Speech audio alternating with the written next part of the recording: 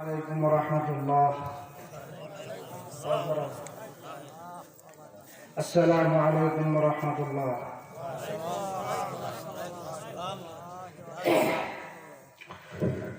الحمد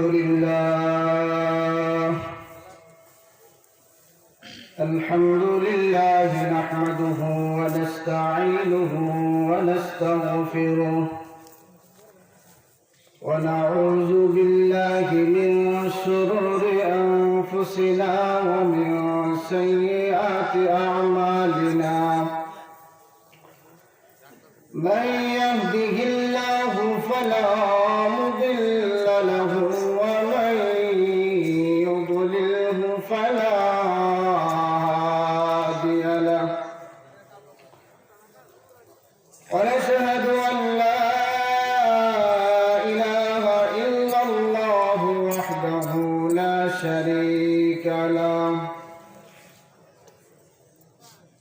شريك له ولا خالق له ولا والد له ولا ولد له ولا مشير له ولا معين له ولا ودير له ولا نذير له. ونشهد أن سيدنا وسندنا وحبيبنا وطبيبنا ومولانا محمدا عبده ورسوله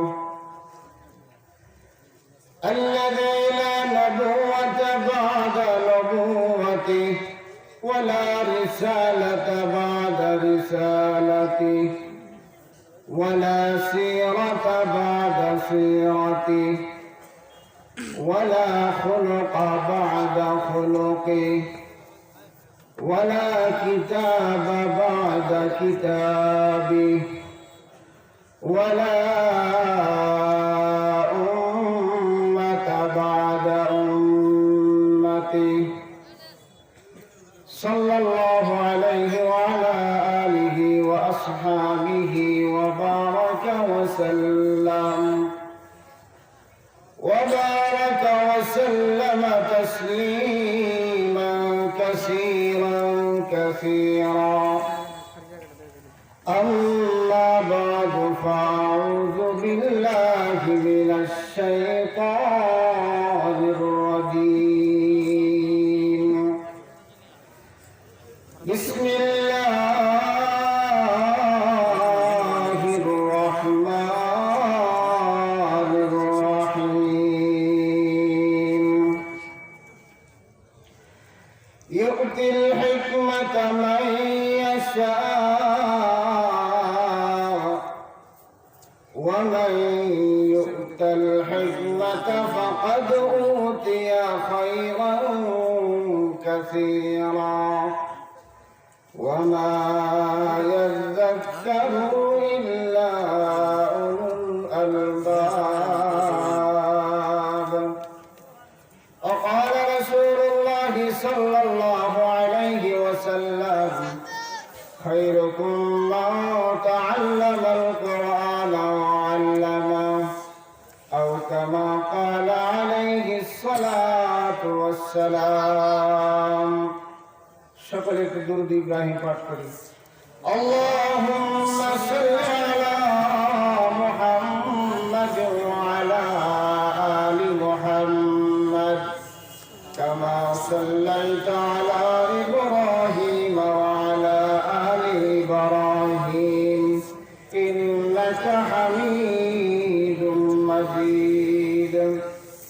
اللهم بارك على محمد وعلى آل محمد كما باركت على إبراهيم وعلى آل إبراهيم إنك حميد مجيد. الحمد لله.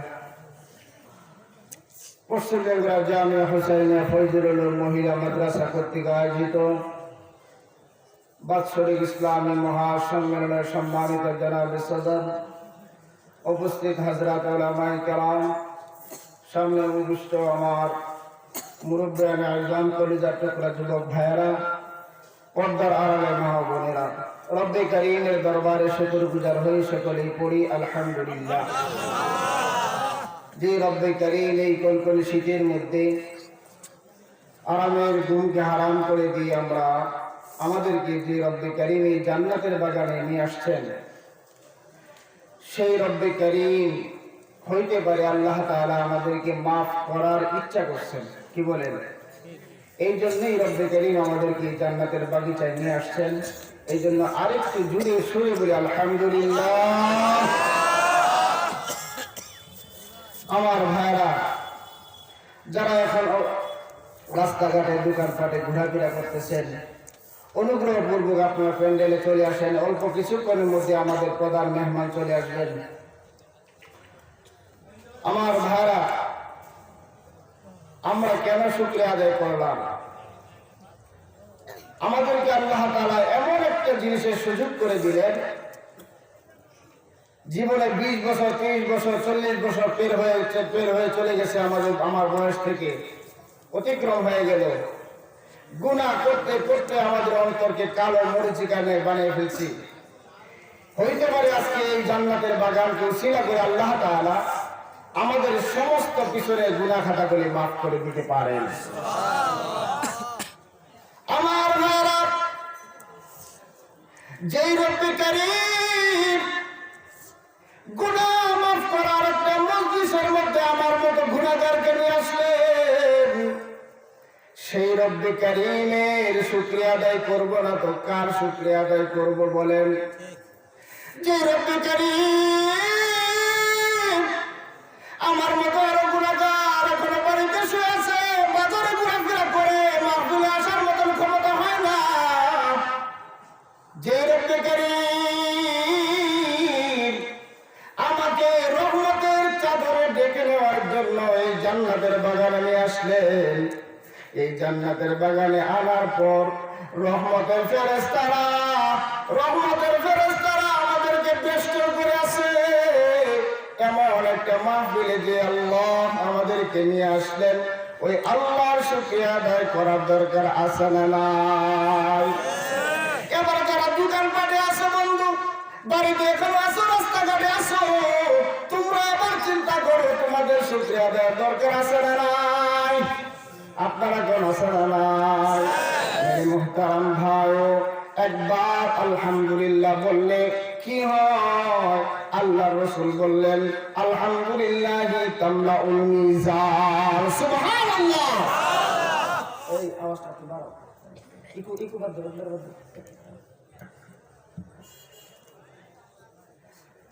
আল্লাহ রাসূল বলেন, ও আমার উম্মত-উম্মতিরা, একবার শুধু আলহামদুলিল্লাহ শব্দ উচ্চারণ করবারে, আমি আল্লাহ তোমার মিজানের পাল্লাটা ভরপুর করে দেব।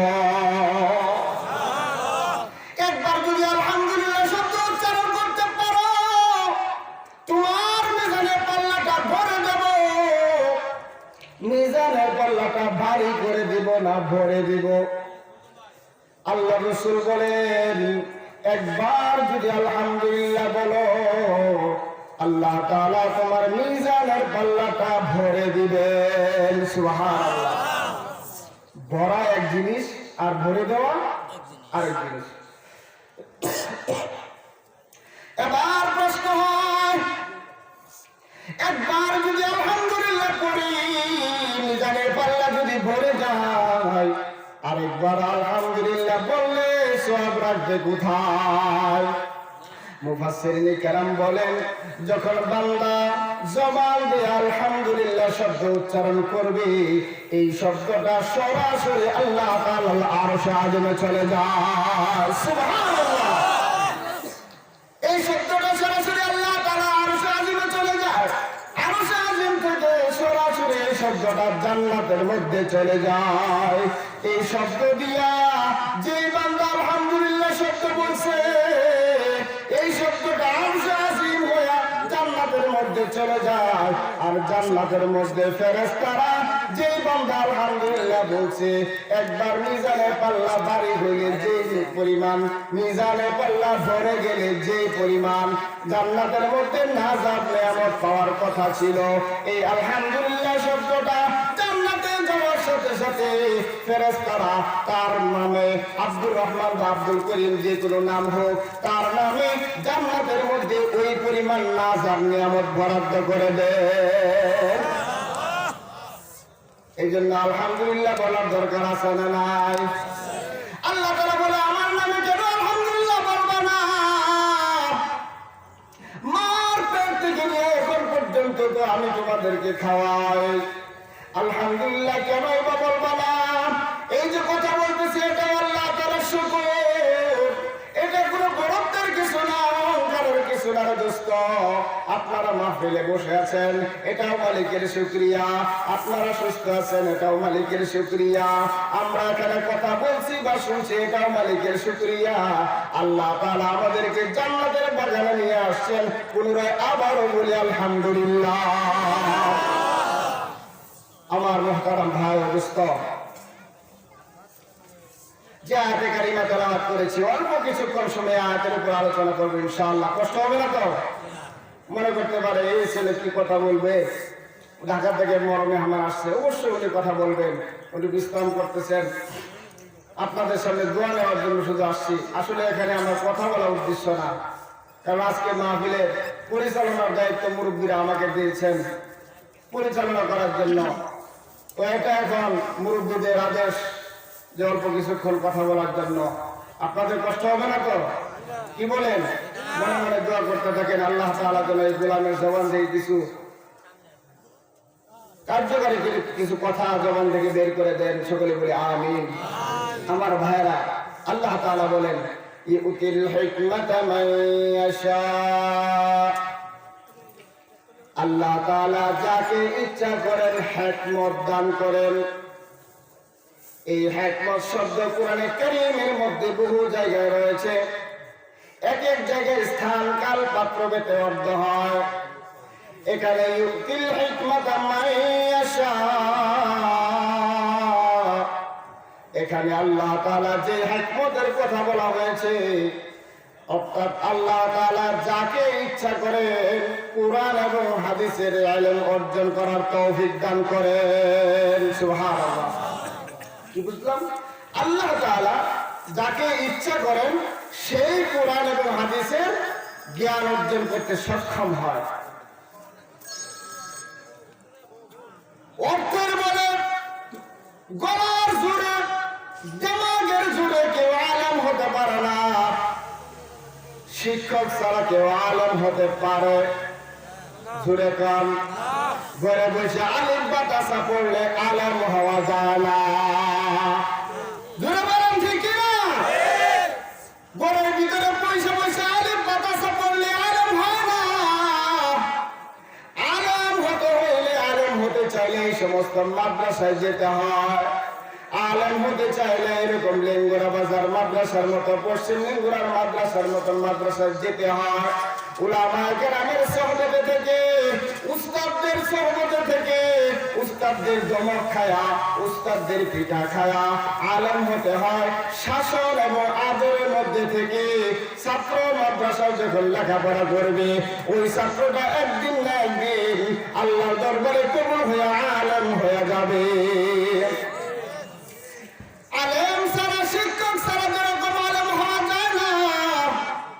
একজন মানুষ খলিফা শিখবে, দর্জি কাজ শিখবে, তার উস্তাদ দরকার আছে না নাই? জুড়ে বলেন আছে না নাই? দোস্ত, টাকার জুড়ে আলেম হওয়া যায় না, হাফেজ হওয়া যায় না। অর্থের বলে আলেম হওয়া যায় না, ক্ষমতার বলে আলেম হওয়া যায় না। ক্ষমতার বলে মাইক দিয়ে আলেম আলেম নিজেকে ঘোষণা দেওয়া যায়, কিন্তু সত্যিকারের মুসলমান হওয়া যায় না। আমার ভাইরা, 14 বছর 15 বছর 16 বছর মাদ্রাসায় লেখাপড়া করার পর আলেম হয়। কথা বল ঠিক কিনা? আমরা আপনারা এখানে যারা আছেন, কেউ আলেমের বাবা, কেউ আলেমের দাদা, কেউ আলেমের চাচা, কেউ আলেমের ভাই, কেউ আলেমের খালু, কেউ আলেমের ফুফা, কেউ আলেমের বিভিন্ন আত্মীয় আছে না নাই? এমন কোন লোক আমাদের এই মাহফিলে নাই, যার আত্মীয় স্বজন আলেম বা হাফেজ নাই। ঘরে ঘরে বয়ে বয়ে শিখছে কি কন, ঘরের দরজা মাইরা ঘরের সিপার মধ্যে বয়ে আলিফ বা তা শিখছে না মাদ্রাসায়?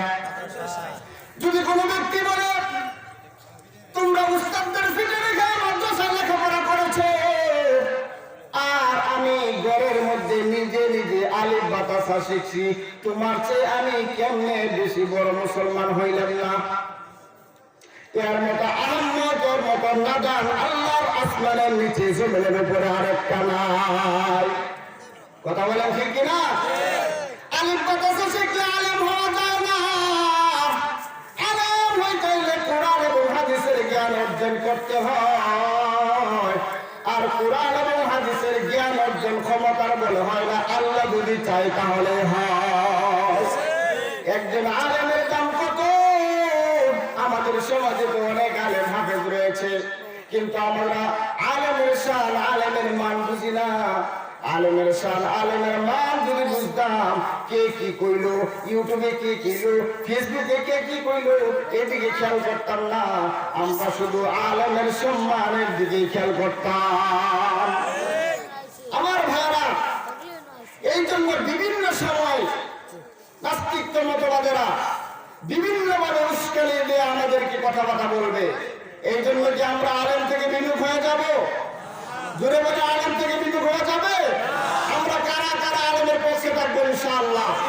জেল জুলুম নির্যাতন যা কিছু আসবে সব কিছু সহ্য করে হলেও আলেমের পক্ষেই থাকবো, আলেমের সাথেই থাকবো। জোরে বলেন কথা ঠিক কিনা? আল্লাহ তাআলা আমাদের সকলকে আলেমদেরকে ভালোবেসে চলার তৌফিক দান করুন।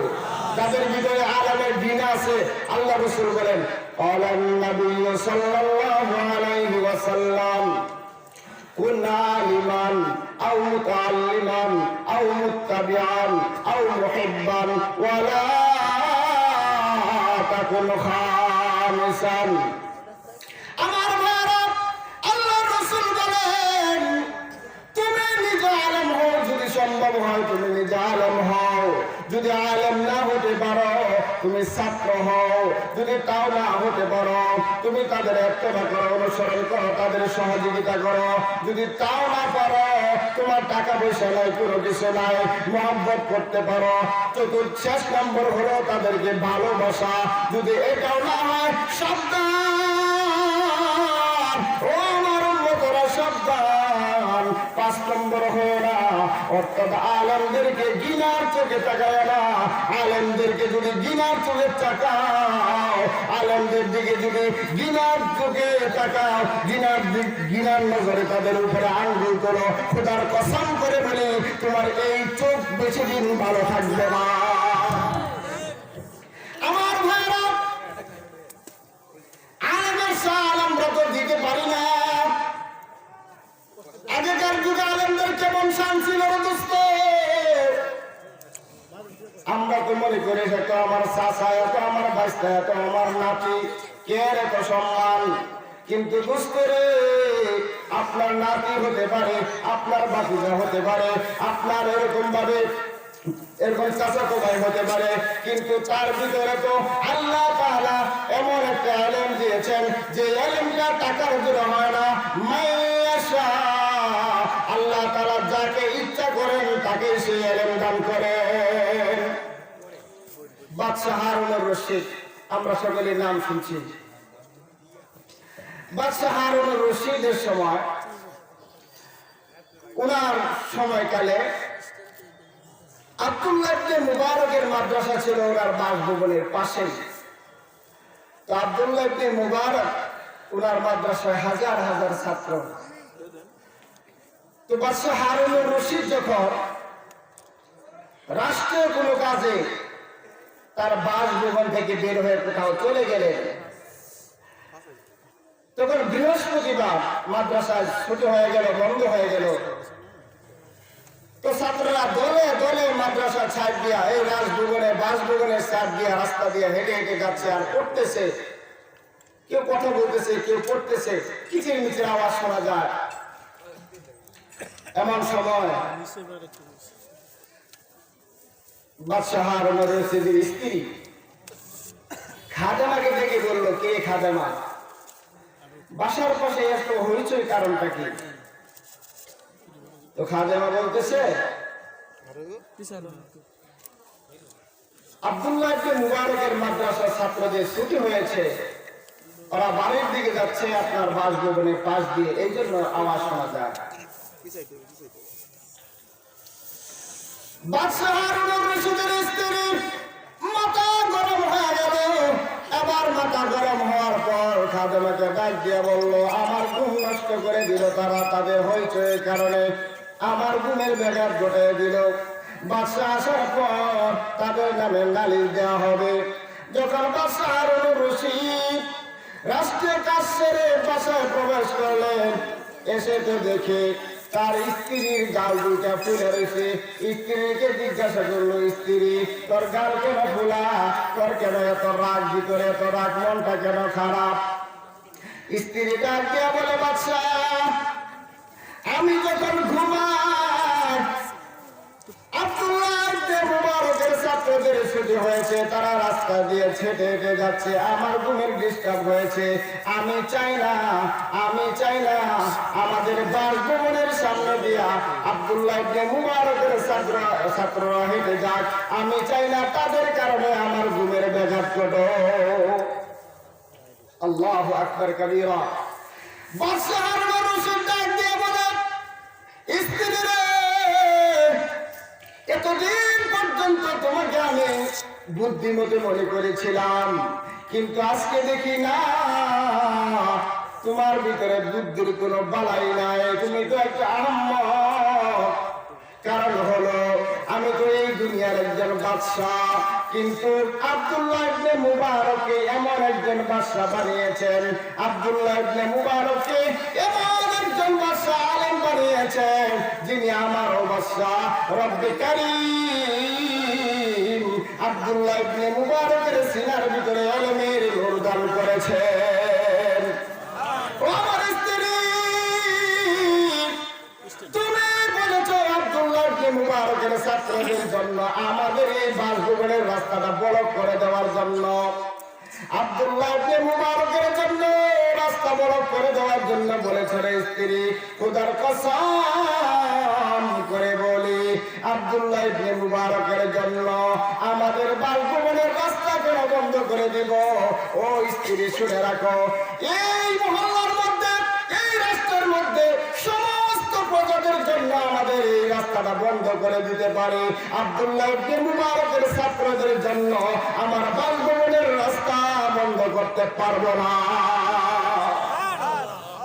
এবার স্ত্রী আরো আগে বলছে, স্ত্রীকে বুঝাইতে গিয়ে বলে, ও স্ত্রী, আব্দুল্লাহ ইবনে মুবারকের ছাত্রদেরকে কেন আমি এত মনে করলাম, এত বড় মনে করতেছি, কারণটা কি জানো? আল্লাহর রাসূল বলেন, ক্বালান নবী সাল্লাল্লাহু আলাইহি ওয়াসাল্লাম, খায়রুকুম মান তাআল্লামাল কুরআন ওয়া আল্লামা। আল্লাহু আকবার। এই হাদিস আমরা শুনি, নুরানি মাদ্রাসার ছাত্ররা পড়ে, এই হাদিস শুধু আমি শুনি, আমার নাতি পড়ে, এই হাদিস শুধু আমি জানি, আমার ছেলে হাদিসটা পড়ে, এই হাদিস শুধু জানি। নুরানি পদ্ধতি শিক্ষার মধ্যে হাদিস খানা আছে, অতটুকু কিন্তু আমি জানি। কিন্তু আল্লাহ রাসূল এই হাদিসের মধ্যে কি বলেছেন, কি বোঝাতে চেয়েছেন? খায়রুকুম মান তাআল্লামাল কুরআন ওয়া আল্লামা। এই আসমানের উপরে, আসমানের নিচে, আসমানের নিচে, জমিনের উপরে যদি সর্বোত্তম কোন ব্যক্তি থেকে থাকে, কোন চেয়ারম্যান না, কোন এমপি না, কোন মন্ত্রী না, কোন রাষ্ট্রপ্রধান না, যদি উত্তম থেকে থাকে, মর্যাদাশীল থেকে থাকে, সে হলো যারা কোরআন পড়ায় এবং কোরআন শিক্ষা দেয়, যারা কোরআন শিখে এবং যারা কোরআন শেখায়। সুবহানাল্লাহ। আল্লাহ রাসূল বলেন, যারা কোরআন শিখে এবং শিখায় তারা কি সর্বোত্তম, তারা কি উত্তম। আশরাফুল মাখলুকাতের মধ্যে সর্বশ্রেষ্ঠ জাতি হলো তারাই যারা কোরআন শিখে এবং কোরআন শেখায়। যারা কোরআন শিখে এবং কোরআন শেখায় তাদেরকে ভালোবাসতে রাজি আছে তো ইনশাআল্লাহ। ভালোবাসার ফলটা কি হবে? এবার শুনেন বাদশাহ হারুনুর রশিদ কি বলে। স্ত্রী, তুমি বলতেছো তাদের রাস্তা লোকেরা দেওয়ার জন্য আমি বাদশাহ হয়ে যেটা জানি, যেটা বুঝি, যেটা গ্রহণ করেছি, বাদশাহ হারুনুর রশিদ আমি হতে পারি। আমার বাসভবনের সাইড দিয়ে যখন তলেবের এলেমরা হেঁটে যায়, তাদের পায়ের ধুলা বালুগুলা আমার রাজপ্রাসাদে লাগে। এই জন্যই আমার মনে হয় আমার রাজপ্রাসাদটা এখনো পর্যন্ত ঠিকই আছে। সুবহানাল্লাহ। মেরে মুহতারাম ভাই, এই আল্লাহর আসমানের নিচে জমিনের উপরে যে আযাব আসার কথা আসতেছে আসতেছে ভাব আমাদের গুনাহের কারণে। কথা বলেন ঠিক কিনা? আমরা যে গুনাহ খাতা করতেছি, যে গুনাহগুলি করতেছি, করোনা নামক ভাইরাসের নাম দিয়া যে গুনাহ আমরা করতেছি, মসজিদের মধ্যে জুমার পর জুমা বন্ধ, নামাজের পর নামাজ বন্ধ, ইবাদত বন্ধ, জিকির বন্ধ, মাহফিল বন্ধ, এই আযাব আসতেছে আসতেছে। আযাব আয়সা আসমানের নিচে আয়সা দেখে শেষ রাত্রে মাদ্রাসার তালিবুল ইলমরা 3টায় উঠে, 4টায় উঠে, ফজরের 1 ঘন্টা আগে উঠে কোরআনে কারীমের তেলাওয়াত করে গজব বলতে থাকে, মালিক তোমার আসমানের নিচে জমিনের উপরে তালিবুল ইলমরা তোমার কালাম তেলাওয়াত করে, এখানে কিভাবে গজব দিব? আল্লাহ বলেন, যা এদের তেলাওয়াতের কারণে আমি আল্লাহ গজবকে উঠায় নিলাম। আমার ভাইরা, সেই জাতিকে গালি দাও, সেই জাতিকে গালি দাও।